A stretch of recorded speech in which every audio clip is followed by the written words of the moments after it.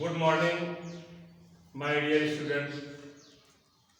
Hearty welcome to you in the video channel of RS Anand Sanskar Public School, Mailha, Bharia, Prayagraj.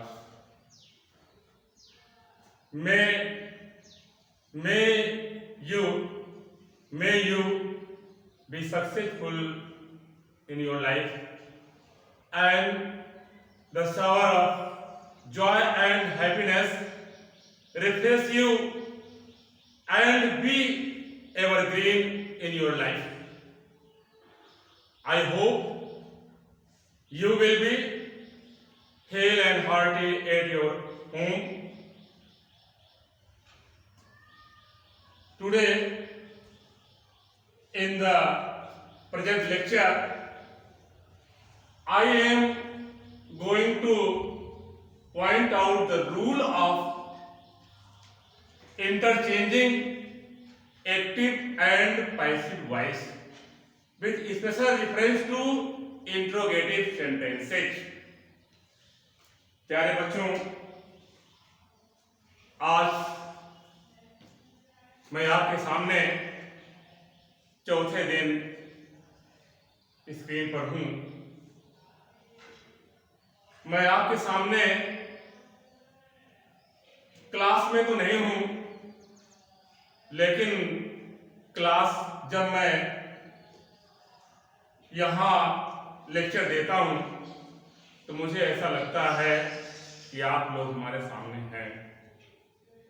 तो प्रिय बच्चों, मुझे यह आशा है कि आप वीडियो को जरूर देख रहे होंगे और हमारा जो लेक्चर है, जो हम पॉइंट वाइज आपको समझा रहे हैं एक्टिव वॉइस पैसिव वॉइस को, उसे आप समझ रहे होंगे और उसका अभ्यास भी कर रहे होंगे।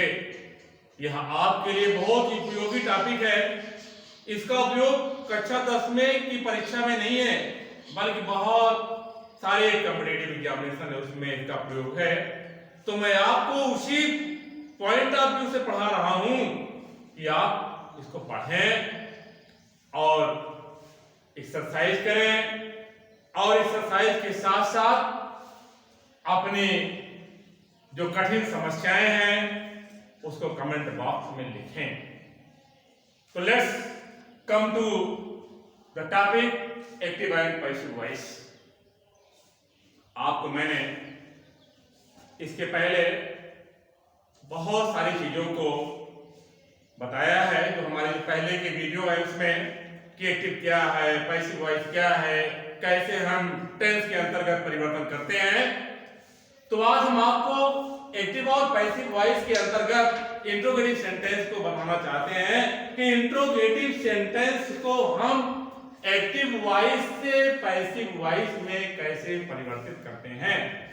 तो सबसे पहले आपके सामने एक एग्जांपल लिखने जा रहा हूं। इस एग्जांपल के माध्यम से आप समझिए कि कैसे इंट्रोगेटिव सेंटेंस को पैसिव वॉइस में बदला जा रहा है।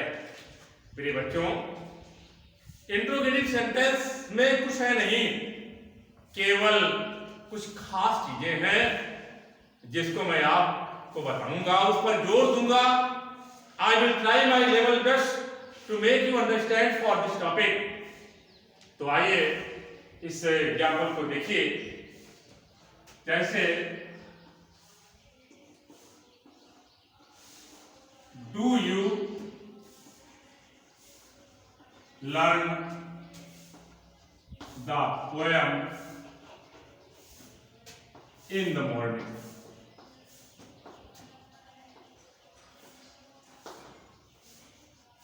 ये देखिए इंट्रोगेटिव सेंटेंस, ध्यान रखिएगा। आज केवल हम आपको बताएंगे इंट्रोगेटिव सेंटेंस। इंट्रोगेटिव सेंटेंस इस प्रकार के वाक्य को हम एक्टिव से पैसिव में कैसे बदलते हैं। Do you learn the poem in the morning. ध्यान दीजिएगा, ये टेंस जो है यह प्रेजेंट इंडेफिनिट टेंस का है। क्यों प्रेजेंट इंडेफिनिट टेंस का है? क्योंकि यहां पर डू का प्रयोग किया गया है। शुरू से मैंने जो चार्ट ऑफ टेंस को पॉइंट आउट किया था, उसमें एचबी के बारे में पूर्ण रूप से बताया था कि एचबी एक्टिव वॉइस में क्या होती है और वह पैसिव वॉइस में क्या होती है। इसलिए मैंने आपको पहले ही बताया in the beginning of my lecture कि जो पहले की वीडियो है, जो बच्चे पहले की वीडियो को नहीं देख रहे हैं और न किताब से पढ़ रहे हैं, उनके सामने डे बाय डे समस्या बनती चली जाएगी। इसलिए आप पुराने वीडियो को देखें या अपनी किताब से पढ़ें, समझें, तभी अगली वाली चीजें आपको समझ में आ जाएंगी। Do you learn the poem in the morning, ये क्वेश्चन मार्क लगाया गया। यदि किसी भी वाक्य के अंत में क्वेश्चन मार्क होता है और वाक्य की शुरुआत एचबी से होती है, तब आप जान लीजिए कि वह इंटरोगेटिव सेंटेंस है।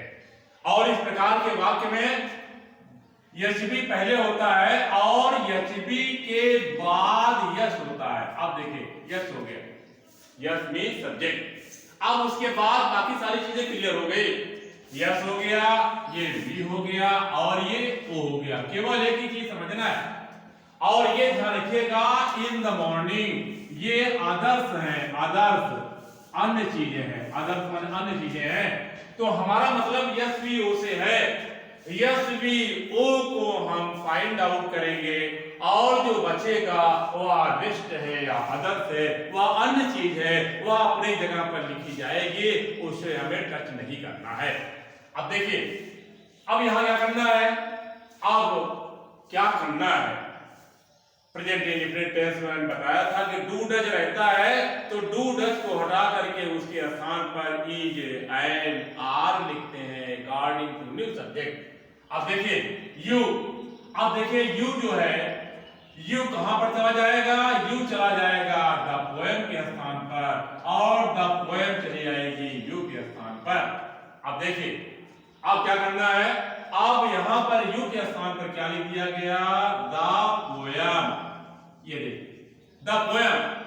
अब द पोएम के अनुसार ही यहां पर क्या लिखा जाएगा, इज एन या आर। द पोएम ये सिंगुलर नाउन है, इसलिए यहां पर क्या लिखेंगे, इज। ये देखिए ये जो हम मार्क बना रहे हैं, एरो बना रहे हैं, एरो पर ध्यान रखिएगा, इसीलिए पहले मैंने इसको लिखा है। अब क्यों लिखा, क्योंकि इसी के अनुसार इज एम आर, इज या एम या आर तीनों में से एक का प्रयोग करना है, इज द पोएम। अब ध्यान रखिएगा, अब इसके बाद स्ट्रक्चर क्या होगा, वर्ब का तीसरा पोएम। ये देखिए फॉर्म सारे, is the poem learn, L E A R N T, learn. अब ध्यान रखिएगा, इज द पोएम लर्न। अब ध्यान रखिएगा, ये बाई का प्रयोग इसके बाद भी कर सकते हैं, यदि आप जो अदर चीज है उसको लिख करके अंत में बाई लिखेंगे तो ज्यादा अच्छा होता है। अब जो अदर है उसको लिख लीजिए, इन the morning, in the morning.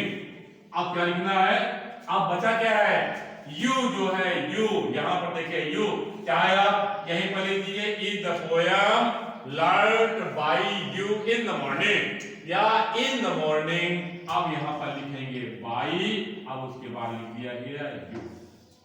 पहले मैंने बताया था यू का यू ही होता है, तो is the poem learned in the morning by you. पहले का हिंदी में अर्थ क्या हुआ, क्या आप प्रातःकाल कविता याद करते हैं। अब इसका अर्थ क्या हुआ, क्या कविता तुम्हारे द्वारा प्रातःकाल याद की जाती है। दोनों का अर्थ देखिए, स्ट्रक्चर अलग अलग है, तो इस प्रकार से इस इंट्रोगेटिव सेंटेंस को किस प्रकार से पैसिव वॉइस में मैंने बदल दिया, इस बिंदु पर ध्यान रखिएगा। चलिए हम दूसरा नेक्स्ट एग्जांपल आपके सामने प्रस्तुत करने चल रहे हैं और ये भी प्रेजेंट इंडेफिनिट टेंस का ही प्रस्तुत करने जा रहा हूं, इस पर ध्यान रखना है। Dash, dash she cross the road. अब देखिए क्वेश्चन मार्क है, does she cross the road. अब यहां ध्यान रखिएगा, अब डज आ गया, does she cross the road, क्या वह नदी को पार करती है। अब यहाँ भी ध्यान रखिएगा। अब देखिए ये यस है, ये वी है और ये ओ है, अदर्स नहीं इसमें। अब क्या करेंगे, सी के स्थान पर क्या लिखेंगे, द रिवर। यहाँ लिख दिया गया द रिवर। अब यहाँ पर क्या लिखेंगे, सिंगुलर नाउन है इसलिए यहाँ पर लिखेंगे इज द रिवर। अब देखिए क्रॉस्ड, CROSS ये लिख दिया, CROSS लगा दिया गया। Is the river crossed by, ये देखिए ए जब उधर जाएगा तो बाई के साथ जाएगा, बाई सी का क्या हो जाता है, ए ऑब्जेक्टिव फॉर भारतीय हो गया। इस प्रकार से इसको बनाते हैं। अब चलिए हम एक एग्जांपल आर वाला बता दे रहे हैं। अब आर वाला देखिए,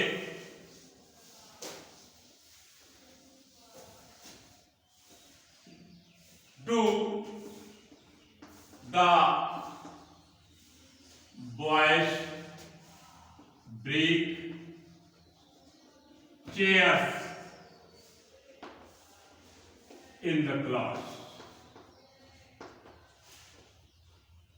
ये देखिए, do the boys break chairs in the class.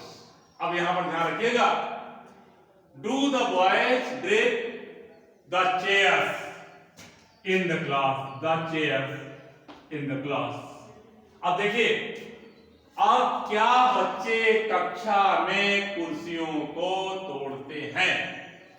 क्या बच्चे कक्षा में कुर्सियों को तोड़ते हैं? ये देखिए, ये यश हो गया, ये वी हो गया और ये ओ हो गया, ये अदर्स हो गया, अन्य चीज हो गई। अब देखिए, अब यहां देखिए आर का भी एग्जांपल देखिए कि डू या डस, यहां पर आर का प्रयोग कैसे किया जा रहा है।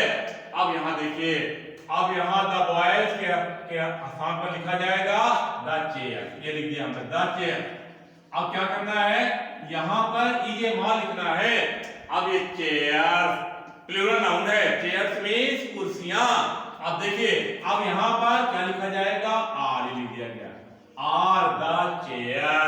अब देखिए, अब ये नहीं है कि हर जगह ये लगेगा, ब्रेक लिख दोगे जैसे क्रॉस लिख दिया, हेल्प लिख दिया, ऐसा नहीं है। अब इसका सेकंड फॉर्म और थर्ड फॉर्म अलग अलग होते हैं, ब्रेक, ब्रोक एंड ब्रोकन। अब देखिए, आर द चेयर्स ब्रोकन, ये लिख दिया गया ब्रोकन। अब अदर्स लिख दीजिए, इन the class by the boys, ये लिख दिया गया बाई द बॉयज। अब देखिए, नाउन जो रहता है जो तो लिखा जाता है, यहां पर जो भी नाउन रहेगा, चाहे उधर से इधर आएगा, चाहे इधर से उधर जाएगा, उसमें कोई परिवर्तन नहीं करना है। इसको मैंने पहले की वीडियो में बताया था। अब देखिए, ये लिख दिया गया प्रेजेंट इंडेफिनिट टेंस। जो बच्चे प्रेजेंट इंडेफिनिट टेंस के इंट्रोगेटिव सेंटेंस को समझ जाएंगे, उनके सामने और कोई टेंस में बदलने की कोई समस्या नहीं रहेगी। तो आइए हम दूसरे टेंस का दूसरा एग्जांपल समझते हैं। अब देखिए, जैसे इज शी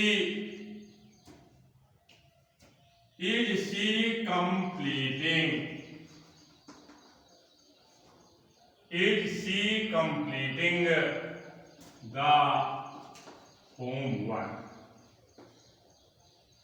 अब देखिए, is she completing the homework, is she completing the homework. अब इसको देखिए, अब ये ध्यान रखिएगा, जब आईएनजी रूप रहेगा किसी भी सेंटेंस में, जब मेन वर्ब का आईएनजी रूप रहेगा, तब उसके पहले देखिएगा, अगर इंट्रोगेटिव सेंटेंस है तो उसके पहले शुरू में ही इज एम आर रहेगा। अब उसके बाद पास्ट टेंस में रहेगा तो वाज वर रहेगा, फ्यूचर टेंस में रहेगा तो विल या शैल रहेगा।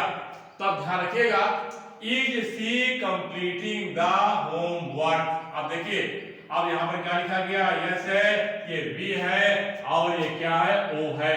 अब देखिए, अब क्या लिखेंगे, सी के स्थान पर लिखेंगे द होमवर्क। अब लिख दिया गया द होमवर्क। अब देखिए, अब यहां क्या लिखा जाएगा, द होमवर्क। अब इसके साथ यहां पर क्या लिखा जाएगा, इज या एंड या आर। अब यहां ध्यान रखिएगा, इज द होमवर्क। अब ध्यान रखिएगा, यहां एक चीज और ध्यान रखना है। अब ध्यान क्या रखना है, मैंने आपको एक चीज बताया था पिछले की वीडियो में, बी, ये ध्यान रखिएगा, बी, बीन एंड बीन, ये ध्यान रखिएगा। इसको मैंने ये बताया था कि टेंस में प्रेजेंट इंडेफिनिट टेंस और पास्ट इंडेफिनिट टेंस को छोड़ करके टेंस के अंतर्गत बी, बीन और बीइंग का ही खेल है और किसी चीज का खेल नहीं है। कंटीन्यूअस में बीइंग का खेल है, परफेक्ट में बीइंग का खेल है और इंडेफिनिट टेंस में बी का खेल है। प्यारे बच्चों, कहानी समाप्त। अब देखिए, अब ये बीइंग आईएनजी आप लोग नर्सरी पढ़े हैं। अगर कहीं पर रहता है, गुरुजी लिखाते थे राइटिंग माने, तो लिखते थे लिख रहा है।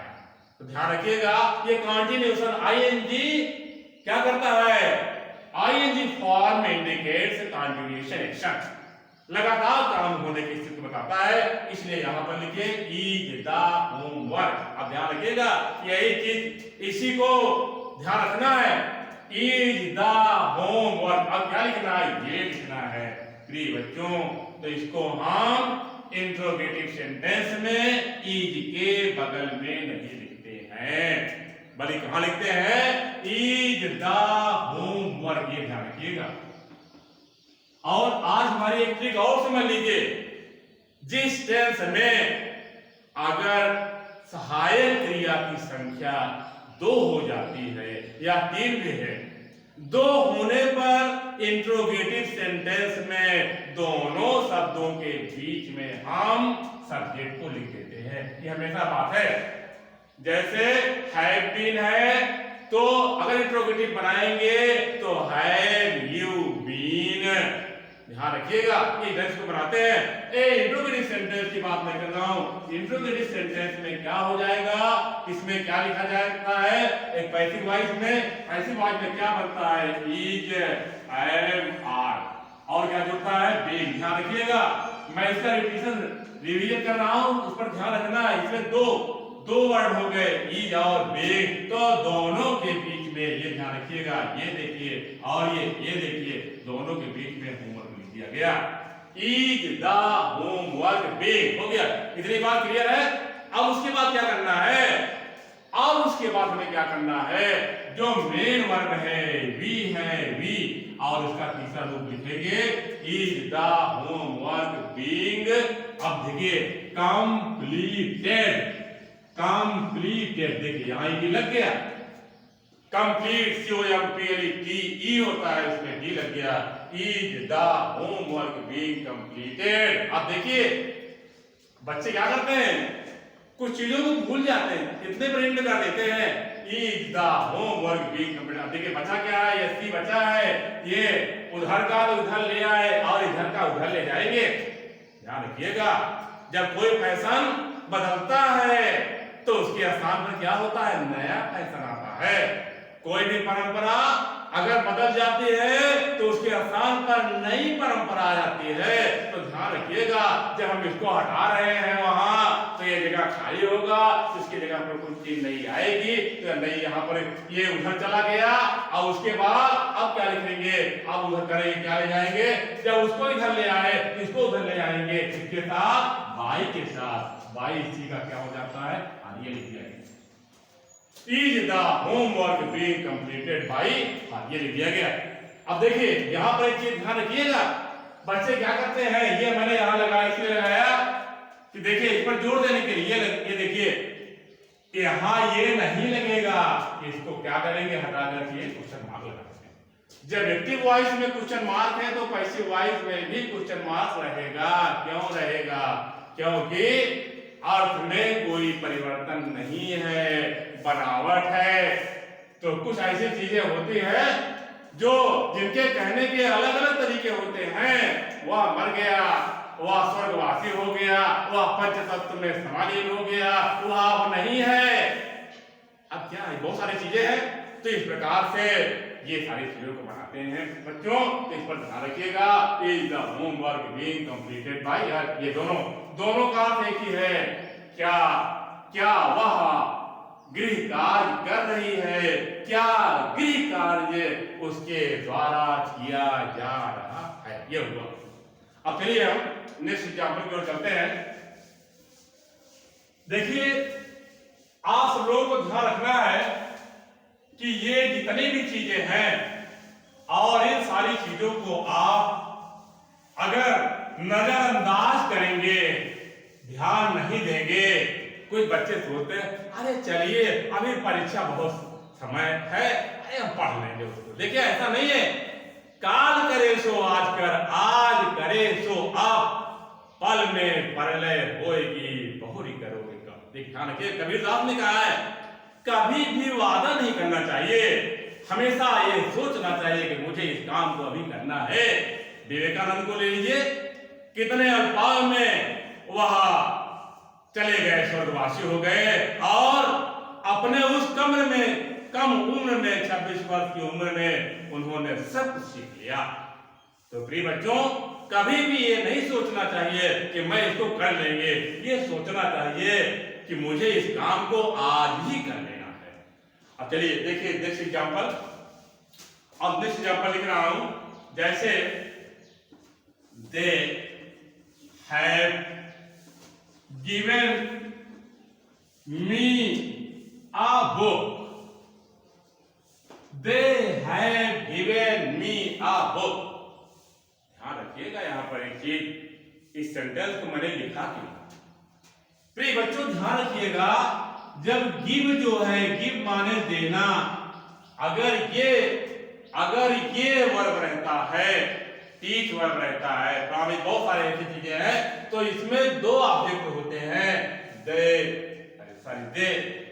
Have given me a book, उसने मुझे एक किताब दिया है। अब देखिए क्या किया हमने, यहाँ पर एक चीज गलती लिख दिया।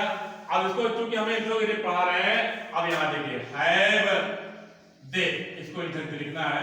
मेरा दिमाग थोड़ा हट गया था कि मैं आपको इंट्रोगेटिव पढ़ा रहा हूं। अब देखिए have they given me a book, interrogative sentence देखिए, have they given me a book, क्या उसने मुझको एक किताब दिया है।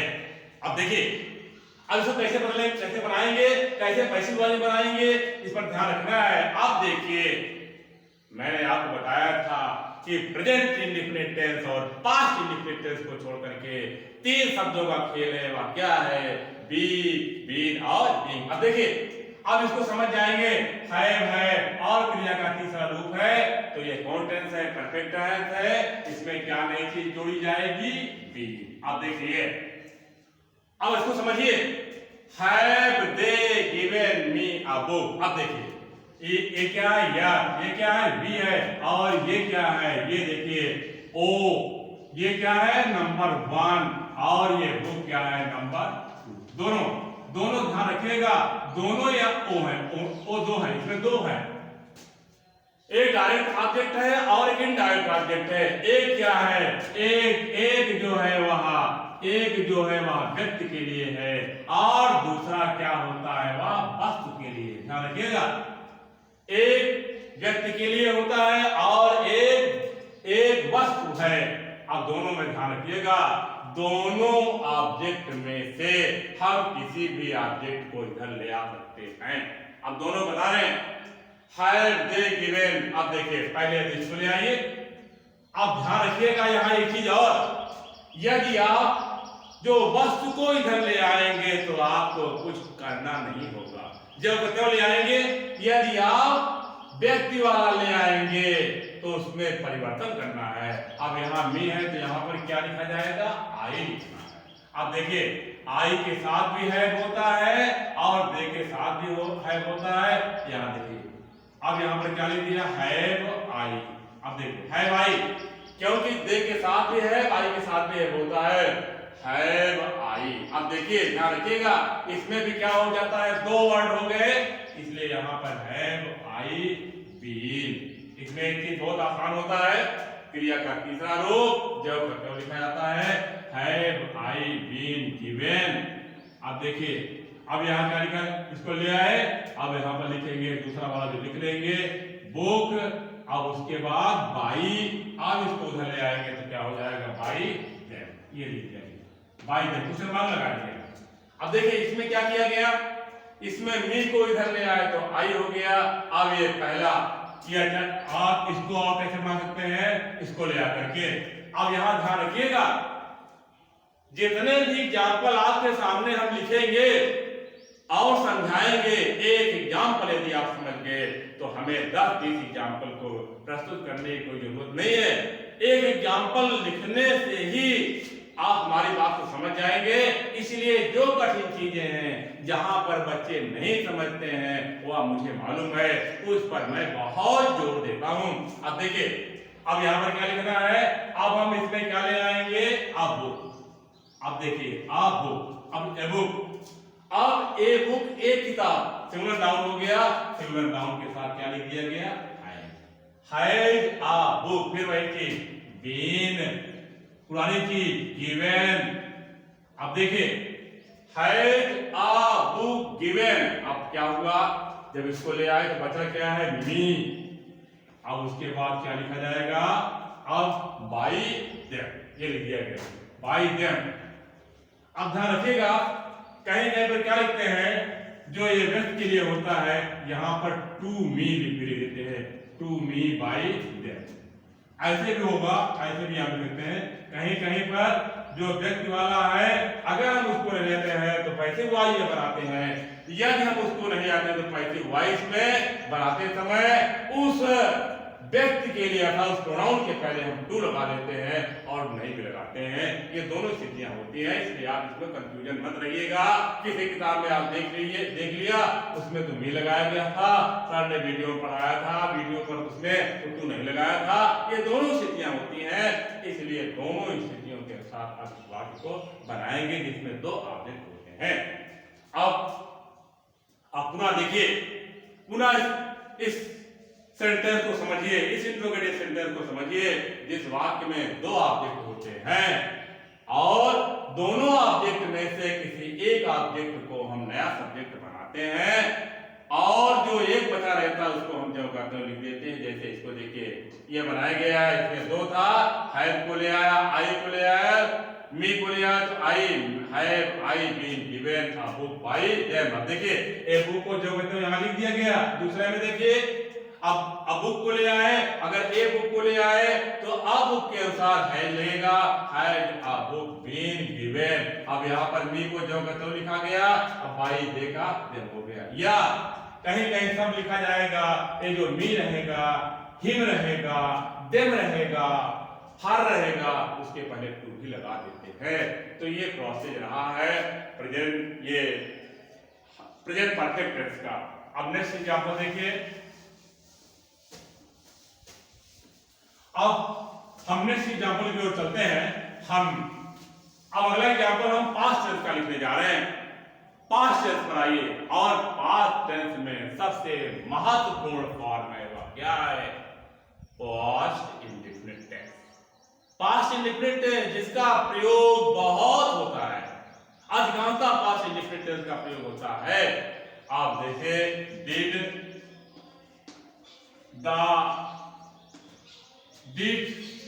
a hunter kill a lion in the forest। ये देखिए एग्जाम्पल लिख दिया गया, डिड अ हंटर, क्या एक शिकारी ने एक शेर को जंगल में मार दिया था। अब देखिए ये क्या है, पास्ट इंडेफिनिट टेंस है। क्यों पास्ट इंडेफिनिट टेंस है, क्योंकि इसमें डिड का प्रयोग किया गया है और यह डिड का प्रयोग करने के कारण यह इंट्रोगेटिव सेंटेंस है, क्योंकि डिड का प्रयोग पहले किया गया। अब क्या करना है, अब देखिए ये यस है, ये यस है और ये क्या है वी है और ये क्या है ओ है और ये क्या है अदर्स है, अन्य भी है। अदर्स हमसे कोई मतलब नहीं है। जब एक्टिव वॉइस को हम पैसिव वॉइस में बदलते हैं तब हमारा काम किस दोनों ये चीज होता है, यस भी ओ से होता है और किसी चीज से नहीं होता है।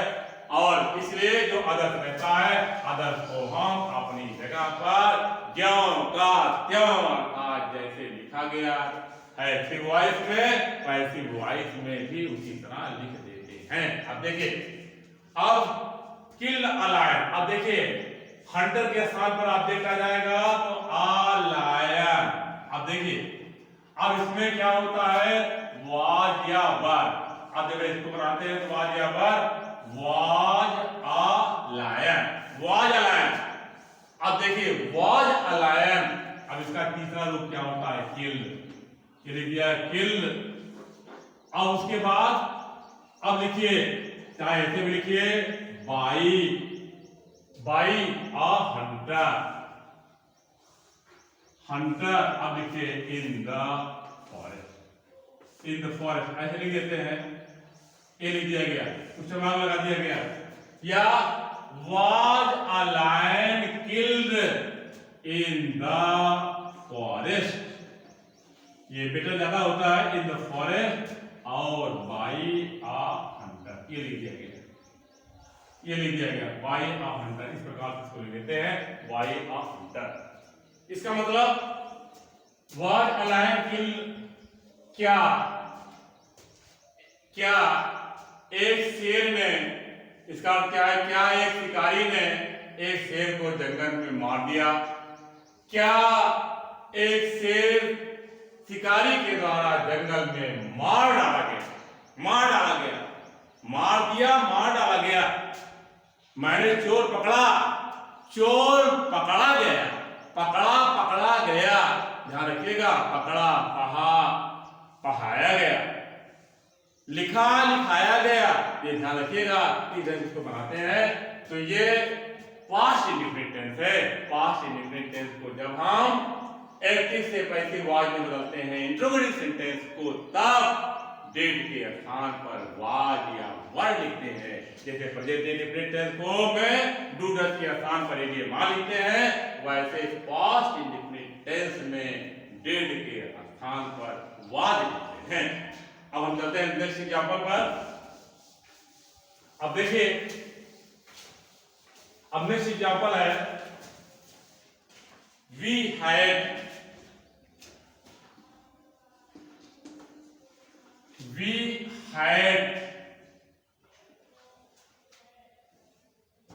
helped them।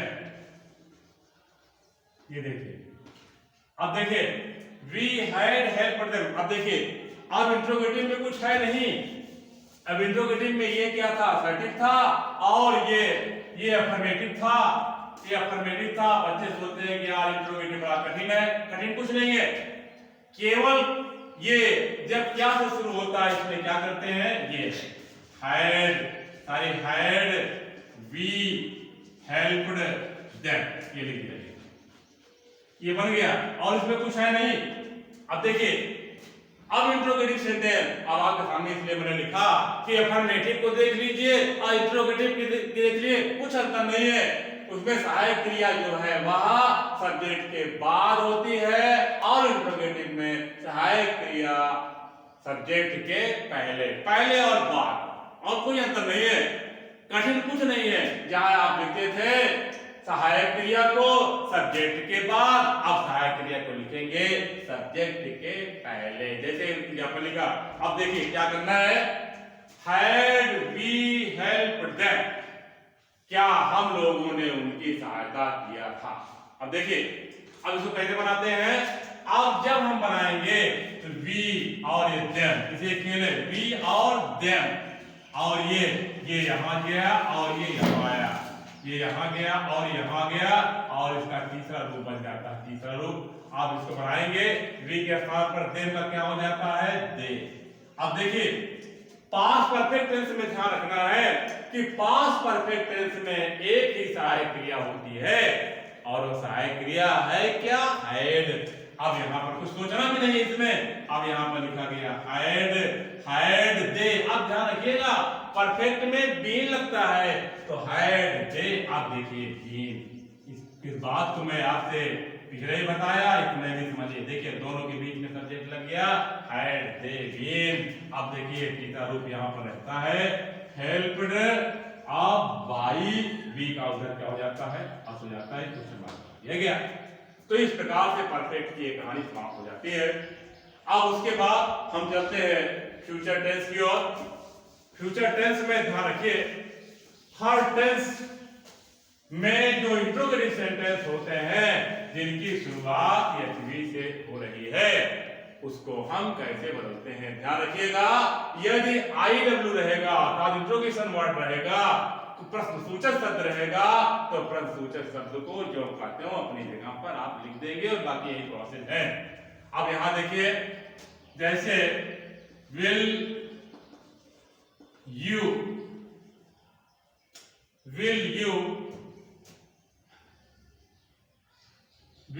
give me a pen? Will you give me a pen? क्या आप मुझे एक कलम देंगे?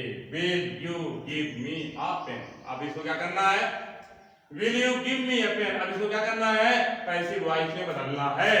अब ये कौन सा टेंस है? Future tense. और फ्यूचर टेंस का कौन सा रूप है? इंडेफिनिट। मैंने आपको बताया था टेंस में सारी ट्रिक को बताया है। अगर किसी भी सेंटेंस में केवल विल सेल है, उसमें कुछ ऐड नहीं किया गया, कुछ नहीं जोड़ा गया है, तो उसको आप जान लीजिए कि वह फ्यूचर इंडेफिनिट टेंस है। देखिए विल है, इसमें कुछ ऐड नहीं किया गया है। यहाँ देखिए, यहाँ कुछ नहीं लिखा गया है, इसका मतलब फ्यूचर इंडेफिनिट टेंस है। आप क्या करेंगे? यस है, वी है और वो है। और आप ध्यान रखिएगा, इसमें ये भी है, ये भी है, दोनों में से एक चाहे जिसको ले आइए। हम आई को ले आएंगे, आई को ले आ रहे हैं, तो यहाँ पर क्या हो जाएगा? आई। अब ध्यान रखिएगा, यहाँ पर यू के साथ विल होता है, लेकिन आई के साथ क्या हो जाता है? सैल होता है, सैल आई। अब यहां ध्यान रखिएगा, इंडेफिनिट में भी क्या जोड़ा जाता है? बी। ये बी, जैसे विल बी और सैल बी, ये लिखा। विल बी सैल बी, दो हो गया, दो शब्द हो गया, इसमें दो, इसमें भी दो है, इसमें भी दो, इसमें दो है। दो होने पर दोनों के बीच में हम सब्जेक्ट को लिखते हैं सैल आई बी। ये देखिए यहां लिख दिया सैल आई बी। अब देखिए इसका थर्ड रूप क्या हो जाएगा? Given, shall I be given. अब क्या लिखेंगे? अब इसको लिख लीजिए अपनी जगह पर, आप 10। अब यहाँ पर लिखेंगे बाई। अब यहाँ पर यू का यू ही होता है, ये क्वेश्चन मार्क लगा दिया गया। अब इसमें आर माने अथवा। अब ये दूसरे टाइप में कैसे बनाते हैं? अब देखिए, अब हम मी को नहीं ले आ रहे, ए पेन को ले आ रहे हैं। अगर ए पेन को ले आएंगे, आप पेन यहां लिख दिया गया। अब आई और बी के साथ ही सैल होता है, बाकी सबके साथ विल होता है। अब यहाँ पर लिखा गया विल, आ पेन, फिर बी। अब देखिए लिखा गया बी, अब गिवन। अब देखिए, अब क्या बचा? मी, और मी को मी अपनी जगह पर लिखिए, गिवन मी। अब उसके बाद बाई, अब यहाँ पर यू लिखा गया, क्वेश्चन मार्क दिया गया। इस प्रकार से इंट्रोगेटिव सेंटेंस को हम बदल देते हैं। तो प्रेजेंट टेंस का भी फॉर्म बताया, पास्ट टेंस के भी जो महत्वपूर्ण फॉर्म थे उसको मैंने इंट्रोगेटिव बताया, और फ्यूचर टेंस को भी मैंने बताया। तो इंट्रोगेटिव सेंटेंस जो भी रहते हैं उसको हम पैसिव वॉइस में इस प्रकार से बदल देते हैं। अभी एग्जांपल आपके सामने मैं उसको पेश करने जा रहा हूं। जो एग्जांपल होगा जिसमें क्वेश्चन वर्ड से प्रश्नवाचक वाक्य की शुरुआत होगी। अब इसको ध्यान रखिए, इसको भी समझ लीजिए। जैसे how did you solve the question? How did you solve the question? Question mark. अब देखिए, अभी थोड़ी देर पहले मैंने बताया था कि इंट्रोगेटिव सेंटेंस जिसकी शुरुआत क्वेश्चन वर्ड से होती है, उसको क्या करते हैं? उस क्वेश्चन वर्ड को अपनी जगह हम लिख देते हैं। बाकी के सारे रूल्स, सारे प्रोसेस पूर्वक है जैसे मैंने पढ़ाया है। अब देखिए इसको जो कहते हैं यहाँ लिख दिया हाउ। अब पुराना जैसे हो गया, अब यू के स्थान पर क्या लिखेंगे क्वेश्चन। अब यहाँ पर यू के स्थान पर लिख दिया गया द क्वेश्चन, ये लिख दिया गया।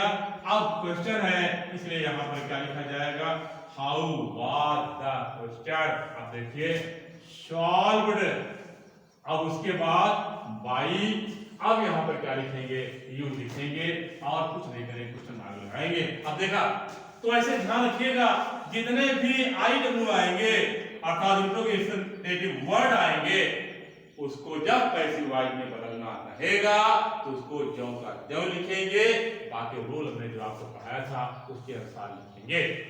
अब एक एग्जांपल आपके सामने मैं ये प्रश्नसूचक वाक्य का प्रस्तुत करने जा रहा हूं जो थोड़ा सा और इससे भिन्न है, उसको भी आप समझ लीजिए कि उसको हम कैसे बदलते हैं।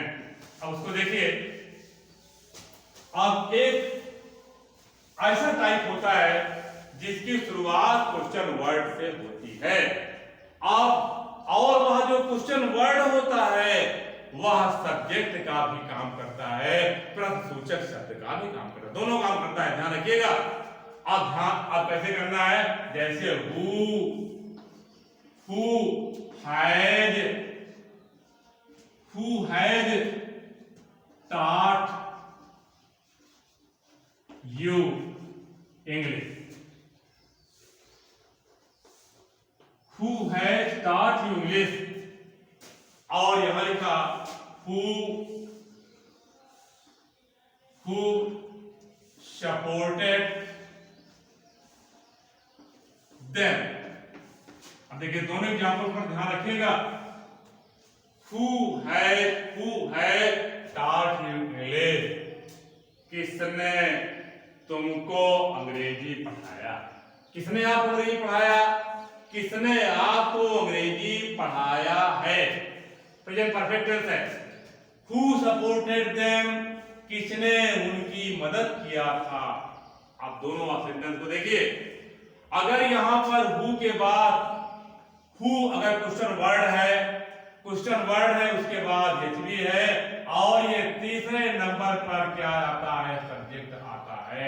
जैसे लिखा जाए हु आर यू, ये लिख दिया गया। आप कौन है, ये देखिए ये क्वेश्चन वर्ड है, ये क्या है, ये मेन वर्ब है, इसके बाद ये आ गया। यहां पर क्या है, यहां तीसरे नंबर पर नहीं है क्वेश्चन वर्ड। अगर प्रश्नसूचक शब्द से किसी भी प्रश्नवाचक वाक्य की शुरुआत होती है तो क्वेश्चन वर्ड के बाद तीसरे नंबर पर सब्जेक्ट होता है। लेकिन यहां देखिए हु सपोर्टेड यू, यहां देखिए और यहां पर हु सपोर्टेड यू। अब यहां पर क्या हुआ, अब यहां पर देखिए और उसके बाद तुरंत ही वर्ब का दूसरा रूप आ गया है। अब इसमें भी ये क्वेश्चन वर्ड का काम कर रहा है और सब्जेक्ट का भी काम कर रहा है।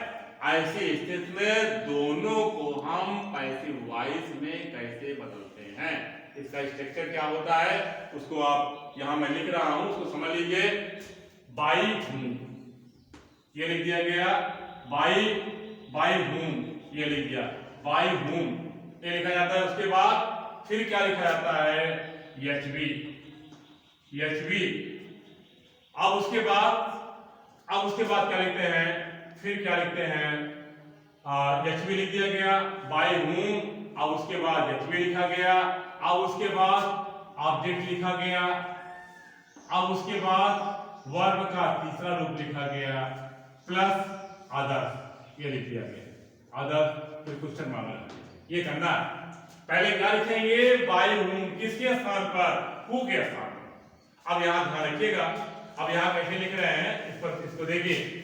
अब हु के स्थान पर क्या लिखेंगे, बाई, ये लिखा बाई हूं, ये लिखा गया इसके स्थान पर, हु के स्थान पर।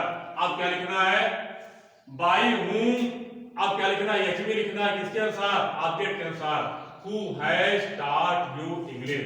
अब अगर आप यू को आप यहां पर ले आते हैं नए सब्जेक्ट के स्थान पर, बाई हूं, अब देखिए अगर यू को ले आएंगे हैव यू बीन, यहां देखिए by whom have you been। अब इसको देखिए इसका तीसरा रूप लिखा है taught अब इंग्लिश अपनी जगह पर ये लिख दिया गया इंग्लिश क्वेश्चन मार्क। अब देखिए अब यहाँ पर लिख दिया गया तीसरा रूप। अब यहाँ पर ये चीज ध्यान रखिएगा, bye whom have you been taught English, ये लिख दिया गया। अब इस प्रकार से इसको देखिए, अब यहाँ पर क्या किया गया, by whom have you been taught English। अब बाई यहाँ पर पहले लिखा गया है, इस प्रकार से हम इसको क्वेश्चन बना देते हैं। अगर हु से किसी भी वाक्य की शुरुआत होती है और वह सब्जेक्ट का भी काम करता है और वह क्वेश्चन वर्ड का भी काम करता है। अब देखिए एक उदाहरण लिख रहे हैं, who killed a fox, ये लिख दिया। Who killed a fox, किसने एक लोमड़ी को मारा। अब यहां पर क्या करना है, यहां देखिए हु आ गया। अब हु के स्थान के पर क्या लिखेंगे, बाई whom, ये लिख दिया गया। अब देखिए अब यहां पर ये है, अब ये यहां इधर आएगा तो अब खास के अनुसार एक लोमड़ी, तो इसके अनुसार इसमें क्या होगा, was, by whom was a fox। अब उसके बाद इसको लिखेंगे क्रिया का तीसरा रूप भी वही होता है, ये खेल लिख दिया गया, ये क्वेश्चन मार्क लगा दिया गया। इस प्रकार से हम इसको बनाते हैं और इस पर करते हैं। एक एग्जांपल और देखिए, who is knocking, KNOCKING, who is knocking the door, दरवाजा कौन खटखटा रहा है, दरवाजा कौन खटखटा रहा है। अब यहां पर लिखेंगे बाई whom। अब देखिए who is, by whom is the door. अब देखिए इज द डोर, अब यहां पर क्या आता है, बीइंग। अब उसके बाद लिखेंगे नॉक का तीसरा रूप होता है नॉक, किसके द्वारा दरवाजा खटखटाया जा रहा है। अब देखिए इस प्रकार से बनाते हैं। तो प्रिय बच्चों ध्यान रखिएगा, यदि हु से प्रश्नवाचक वाक्य की शुरुआत होती है और हु जो रहता है वह क्वेश्चन वर्ड का भी काम करता है, सब्जेक्ट का भी काम करता है, तो उसको हम पैसिव वॉइस में बदलते हैं। तो अभी हमने जो यहाँ पर ये स्ट्रक्चर ऑफ पैसिव वॉइस ये लिखा था, अकॉर्डिंगली इसको हम बदल लेंगे, जैसे कि बहुत सारे एग्जाम्पल आपके सामने हमने प्रस्तुत किया है। तो इन सारे इंट्रोगेटिव सेंटेंस के अंतर्गत जितने भी टिपिकल प्रॉब्लम थे वह आपके सामने आज की वीडियो पर मैंने ब्लैक बोर्ड पर प्रस्तुत किया और उसको समझाने की पूर्ण कोशिश किया। मुझे उम्मीद है कि आप इस सारे प्रॉब्लम को समझ गए होंगे। यदि नहीं समझे हैं तो कमेंट बॉक्स में लिखिए, हम आपको पुनः समझाने की कोशिश करेंगे। इसी के साथ मैं आज अपनी वाणी को विराम दे रहा हूं। नेक्स्ट वीडियो में पुनः हम इसी टॉपिक पर नई चीजों को लेकर के आपके सामने प्रस्तुत होंगे। Thank you very much for watching the video.